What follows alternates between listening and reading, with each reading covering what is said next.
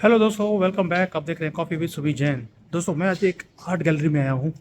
यहाँ पर एक म्यूज़ियम है जिसके अंदर ये दिखाते हैं कि भी हमारा आर्किटेक्चर पहले कैसे था, अभी कैसे हो गया है, कैसे हमने सीखा है, कैसे दुनिया की जो बेस्ट चीज़ें हैं वो हमने इम्प्लीमेंट करी हैं और हम अपनी कंट्री को कहाँ से कहाँ लेकर आ गए हैं। ये छोटी सी एक एग्जीबिशन है जहाँ पर हिस्ट्री, प्रेजेंट एंड फ्यूचर तीनों चीज़ों को दिखाया गया है।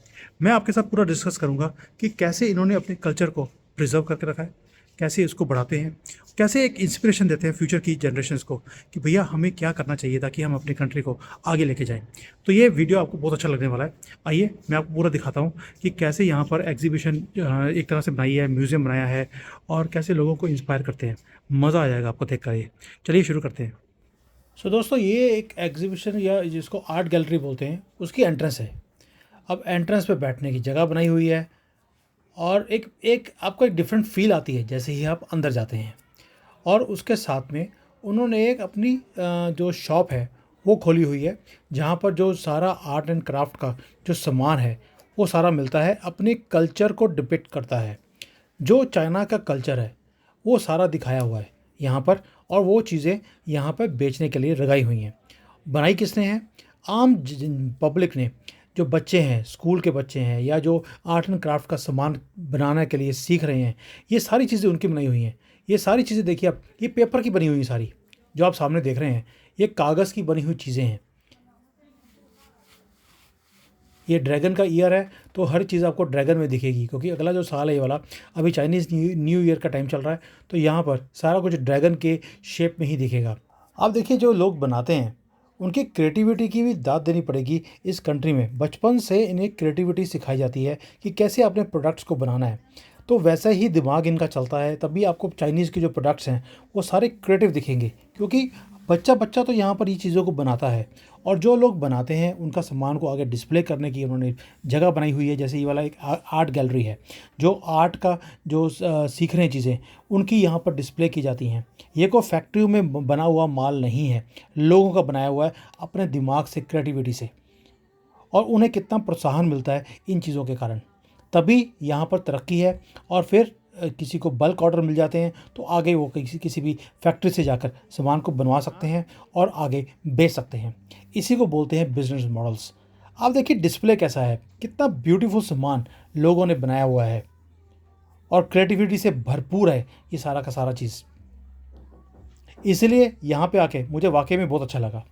और उसके बाद हम चलते हैं अंदर आर्ट गैलरी में। ये एंट्रेंस है जहाँ पर उन्होंने शो किया हुआ है कि यहाँ पे 15-20 हॉल्स हैं। हर एक हॉल के अंदर क्या क्या हमने शो किया है, हमारी कल्चर क्या है, हमारी सभ्यता क्या है, हम कहाँ से शुरू हुए थे और कहाँ पहुँच गए हैं। और सबसे पहला जो हॉल था और पूरी हिस्ट्री लिखी हुई उन्होंने अपने कंट्री की, कि ये हमारी हिस्ट्री है, ताकि बच्चों के ऊपर एक असर हो। आप देखिए, पेरेंट्स लेके आए हैं बच्चों को दिखाने के लिए कि हमारा आर्किटेक्चर पहले कैसे था और हमारी कंट्री ने क्या कुछ किया। उस आर्किटेक्ट वहाँ से निकाल कर हम कहाँ पे पहुँच गए हैं, और कैसे हमने बिल्डिंग्स को पहले पुराने ज़माने में बनाते थे, अभी हम कैसे बनाते हैं। ये जैसे ब्लॉक्स के साथ ब्लॉक्स जोड़कर, छोटे छोटे ब्लॉक्स जोड़कर ये बिल्डिंग्स बनाते थे शुरू से। चाइनीज़ कंस्ट्रक्शन एक यूनिक इनका फॉर्मूला है कंस्ट्रक्शन करने का, ब्लॉक से ब्लॉक ब्लॉक। अब मैं दिखाता हूँ कैसे। जैसे ये वाला दिखाया उन्होंने कि पत्थर के अंदर पत्थर अटका कर ये पूरी बिल्डिंग्स को खड़ा करते हैं। इसके अंदर ना तो कोई सीमेंट यूज़ होता है, कोई भी चाइनीज़ बिल्डिंग जो पुरानी वाली हैं उसके अंदर सीमेंट या कोई भी कील यूज़ ही नहीं की जाती। अगर आपको याद होगा, मैंने आपको एक टेंपल की वीडियो दिखाई थी, उसके अंदर भी मैंने दिखाया था कि कैसे ब्लॉक के साथ ब्लॉक जोड़कर ये पिलर्स खड़े करते हैं और बड़ी बड़ी बिल्डिंग्स उसके ऊपर खड़ा कर देते हैं। और उसके बाद उन्होंने दिखाया कि पुराने पहले टाइम पे हम ऐसे बनाते थे, अभी जो हमारी बिल्डिंग्स है वो कैसी बननी शुरू होगी। ये यहाँ पे मॉडल्स लगाए हुए हैं कि ये मॉडर्न हमारी बिल्डिंग्स हैं जो हम बना रहे हैं। ये सिंपल एक वॉकवे है जो इन्होंने बनाया हुआ है लोगों के चलने के लिए, मॉडल है, लेकिन ये दिखाने के लिए कि जो हमने पुरानी अपने कल्चर को नहीं भूले, हमने उसको भी सीखा है, उससे भी चीज़ें हमने इम्प्लीमेंट करी हैं। और अभी जो मॉडर्न टेक्निक्स हैं उनको यूज़ करके हम कैसे अपने हाउसेस को, बिल्डिंग्स को हम कैसे बनाते हैं। और पूरा उन्होंने ऐसे एक एक स्क्रीन्स लगाई हुई हैं, बड़ी बड़ी स्क्रीन्स हैं, वहाँ पे वो शो करते हैं कि देखिए ये है हमारा मॉडर्न चाइना जो आप देख रहे हैं आज की डेट में, और पहले हमारे पास क्या था। और इसके लिए यहाँ पर सिर्फ यही नहीं है कि चाइना का दिखाते हैं, इवन वर्ल्ड में जो अच्छी अच्छी बिल्डिंग्स हैं उनके सारी ये दिखाएंगे बड़ी स्क्रीन्स के ऊपर। लोग वहाँ पे हंड्रेड्स एंड हंड्रेड्स ऑफ लोग पीछे बैठे हुए थे ये थिएटर के अंदर, देख रहे थे कि भी यूरोप में बिल्डिंग्स कैसी होती हैं, इन चाइना में कैसी है, कंपेयर करते रहते हैं अपने आप को जो डेवलप्ड कंट्रीज़ हैं उनके साथ, कि चाइना में अभी ऐसी बिल्डिंग्स हैं, यूरोप में ऐसी हैं। अब आप कंपेयर कर सकते हैं कि कौन सी कंट्री बेटर है। ये एक ट्रेडिशनल वे से ये जो बिल्डिंग्स होती थी इनकी झुग्गी झोपड़ियों में लोग रहते थे पहले, वो कैसे बनाई जाती थी, कौन सा मटेरियल यूज़ होता था इनको बनाने के लिए। अगर कोई ईंटें यूज़ होती हैं तो वहाँ पे ईंटें भी रखी हुई थी कि कौन कौन से स्टाइल की ईंटें हमारे कंट्री में पहले अवेलेबल थी जो हम यूज़ करते थे, उन्हें यूज़ करके बिल्डिंग्स कैसे बनाई जाती थी, पिलर्स में कौन सी ईंटें लगती थी, फर्श में कौन सी लगती थी, उन्होंने सारी वहाँ पर रखी हुई हैं और उससे ऐसे स्ट्रक्चर्स बनाए जाते थे जो मैं आपको दिखा रहा हूँ सामने। तो इसके लिए कौन कौन से मटेरियल लगते थे, सारे मटेरियल्स उन्होंने वहाँ पर सैंपल के तौर पे रखे हुए हैं ताकि लोगों को पता लगे कि हमारे जो पहले लोग थे वो कैसे बिल्डिंग्स को बनाते थे, आज हम कैसे बनाते हैं, कौन कौन से मटेरियल्स को हम यूज़ करते रहे और हम कहाँ से कहाँ पहुँच गए हैं, ताकि एक सेंस ऑफ प्राइड लोगों के अंदर आए। और जो ये झुग्गियाँ दिखाई हैं वो दिखाया सामने कि वो स्ट्रक्चर था और ऐसे झुग्गियाँ बनाई जाती थी। इस मटेरियल्स को यूज़ करके हम पुल कैसे बनाते थे, घर कैसे बनाते थे, और जो सी के पास जो घर होते हैं वो कैसे पिलर्स के ऊपर खड़े किए जाते थे ताकि घर के अंदर पानी ना आए।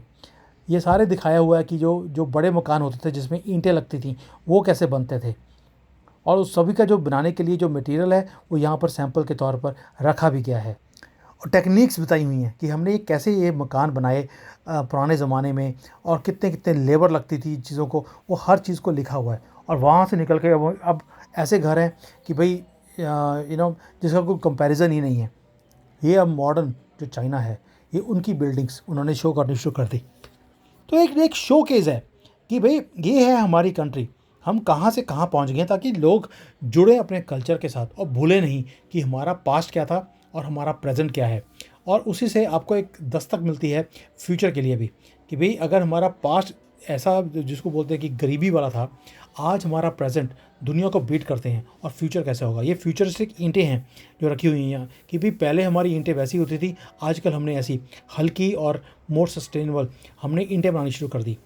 उसके बाद एक और सेक्शन है जो विलेज लाइफ के लिए है, कि विलेज लाइफ जो है वहाँ पर हम कैसे अपनी इम्प्रूवमेंट्स लेके आ सकते हैं, नेचर के साथ जुड़कर हम कैसे काम कर सकते हैं।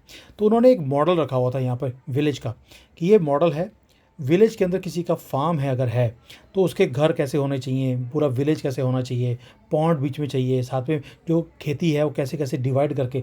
इधर जो लेफ्ट हैंड साइड पे देख रहे हो ये वीट लगा हुआ है, बीच में सनफ्लावर्स हैं, कहीं उन्होंने फ्रूट के पेड़ लगाए हैं, कहीं फ्लावर्स हैं। तो उससे अगर ऐसे आप मिक्स करके एक मॉडल बनाएंगे तो एक मल्टीपल इनकम सोर्सेज आपके बन सकते हैं। ये नीचे फ्रूट के ट्रीज़ लगाए हैं, एक मॉडल बनाया है कि ऐसे हम अपने कंट्री को इम्प्रूव कर सकते हैं। एक आइडिया दिया उन्होंने लोगों को, और उसके बाद उसकी फिर वीडियो उन्होंने लगाई वहाँ पर कि जो हमने आपको मॉडल दिखाया है उसको एक्चुअल में हमने कैसे इसको इम्प्लीमेंट किया है गाँव में जाकर। तो ये पूरी वीडियो उन्होंने उस गाँव की दिखाई है जहाँ पर इन्होंने इस चीज़ को इम्प्लीमेंट किया। तो एक तरफ आपको मॉडल दिखा दिया, साथ में आपको प्रैक्टिकल भी दिखा दिया कि हम कैसे अपनी कंट्री को आगे लेके जा रहे हैं। अब ये सेक्शन बड़ा इंपॉर्टेंट है, यहाँ पर आपको मज़ा आ जाएगा क्योंकि यहाँ पर इंडिया का भी जिक्र है दोस्तों। और इसमें क्या किया इन्होंने, इसमें ये दिखाया हुआ है कि डिफरेंट कंट्रीज़ में जो डिफरेंट कॉन्सेप्ट्स हैं जो यूनिक हैं, जिनको अवार्ड्स मिले हैं दुनिया के अंदर अपने डिज़ाइनिंग के लिए, ये उसको डिपिक्ट किया हुआ इन्होंने थ्रू पिक्चर्स। और इसके अंदर जैसे थाईलैंड है, स्पेन है, यूके का, सबके जगह यहाँ पर डिस्प्ले किया हुआ था। अब आता है इंडिया का सेक्शन, ये है इंडिया का।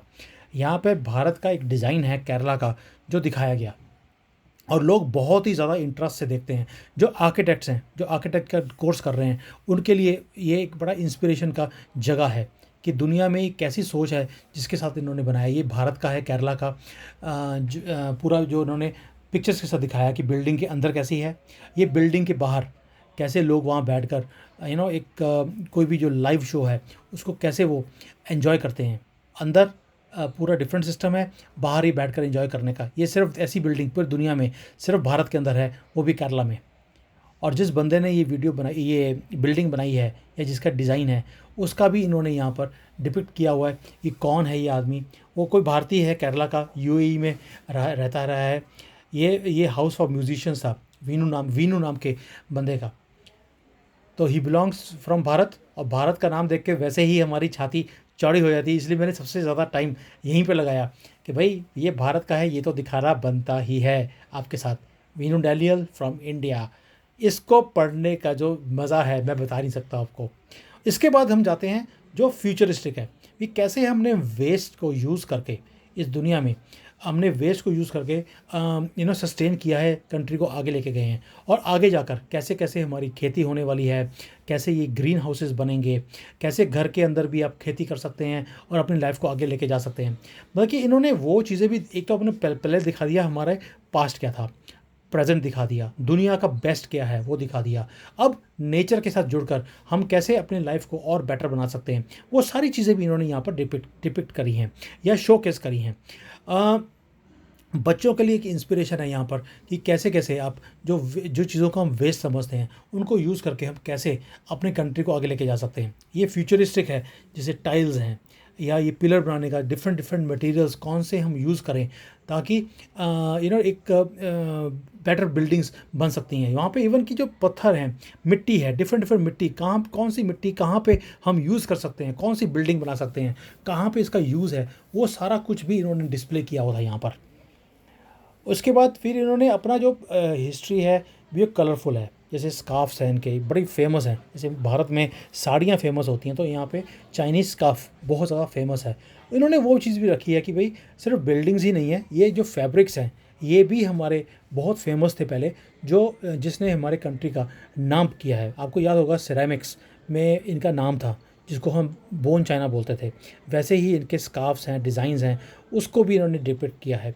और यहाँ पे बैठने की जगह है, एंजॉय करने की जगह है, और लोगों को वाकई टच करती हैं चीज़ें।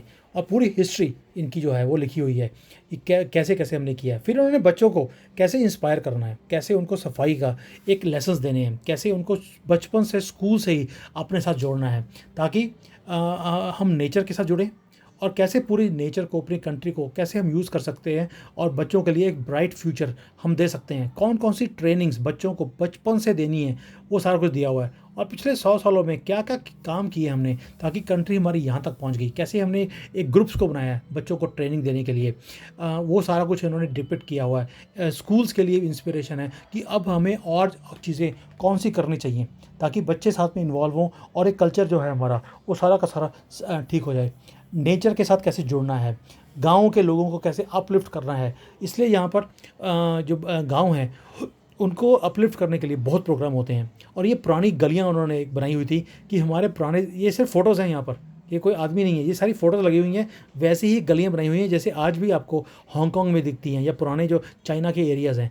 इन्होंने दिखाया हुआ कि ऐसे हमारी छोटी छोटी दुकानें होती थी जिसके, और छोटी छोटी गलियाँ होती थी जिसमें से निकल के हम जाते थे। और आज देखिए वही 12-12, 15-15 लेन्स की तो सड़कें हैं यहाँ पर।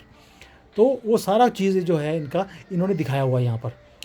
और ये एजुकेशन प्रोग्राम्स थे, वहाँ पे कई सेमिनार्स भी चल रहे थे इसी एरिया के अंदर डिज़ाइनिंग को लेकर।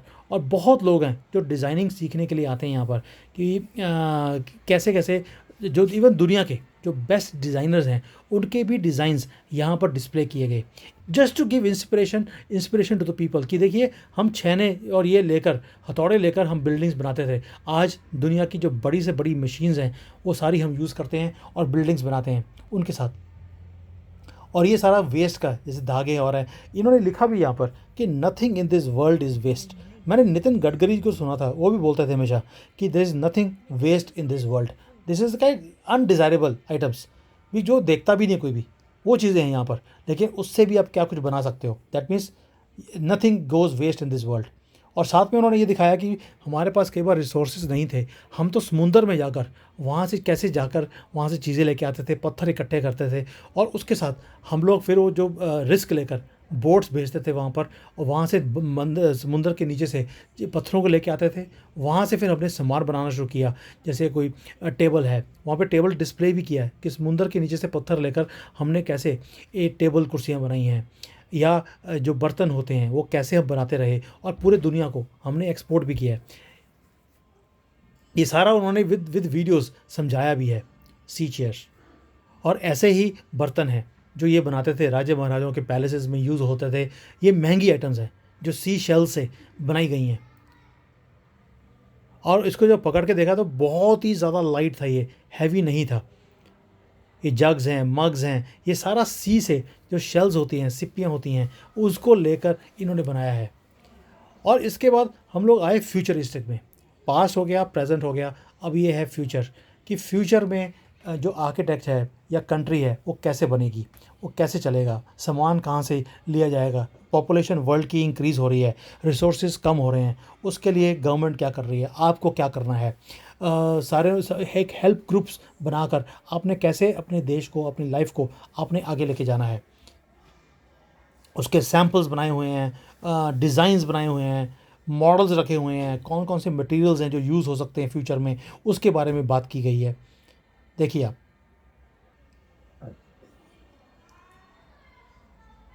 ये सब सस्टेन करने के लिए कि जो धरती है इसके ऊपर रिसोर्सेज कम होते जा रहे हैं, पॉपुलेशन लोगों की बढ़ती जा रही है, कैसे हम इन चीज़ों को, nothing is waste, everything can be used. और जैसे पेड़ काटते हैं, एक पेड़ काटने का मतलब है कि आपने किसी की लाइफ ख़त्म कर दी, वो भी उन्होंने डिपिक्ट किया यहाँ पर, जैसे खून निकल रहा हो पेड़ में से। ये चीज़ें जिसका इम्पैक्ट होता है लोगों के दिमाग के ऊपर। मैं खुद बड़ा टच था इन चीज़ों को देखकर। ये photos, one photo is better than 1000 words. और साथ में उन्होंने बोल दिया कि पेड़ काटने की ज़रूरत नहीं है, साथ में आप इलेक्ट्रिक के ऊपर आइए। हर चीज़ को उन्होंने इलेक्ट्रिक के ऊपर पूरा एक सेक्शन बनाया हुआ था कि फ्यूचर जो है वो इलेक्ट्रिक व्हीकल से, हर चीज़ ग्रीन से वो चलेगा। उसी से दुनिया जो है वो सस्टेन कर सकती है, वरना यहाँ पे रहना मुश्किल हो जाएगा हमारा धरती के ऊपर। तो ये सारा उन्होंने फ्यूचरिस्टिक भी यहाँ पे शो किया हुआ है। घर को आप कैसे कार्बन फ्री बना सकते हैं, और सोचने की कोई लिमिट नहीं है।